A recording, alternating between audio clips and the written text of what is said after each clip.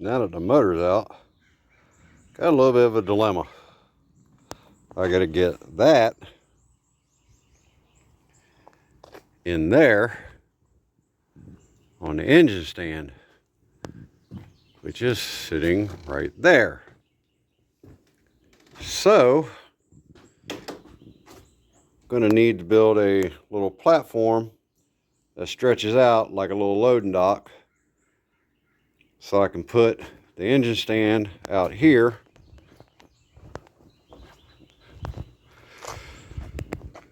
and take the lift the motor, get it on the engine stand so I can get it in the shop. So I'm going to get started on that here. What I'm getting ready to do. Don't try this at home, boys and girls. I'll get back with you shortly. Well, now I got to get it lifted up, get the torque converter off, and get over here to this ramp that is built, and carefully get it into the garage. Wish me luck. All right, guys, didn't want to bore you with the build of this makeshift ramp. Like I said, don't try this at home, but I just got something level here.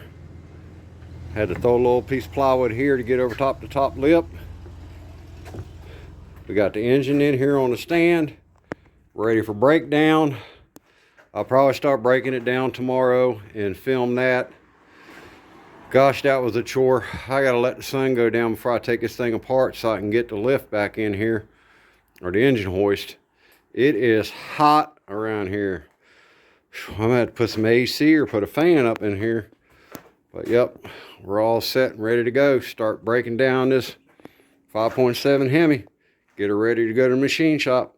Thanks for watching, guys. I appreciate it. I'll keep you updated.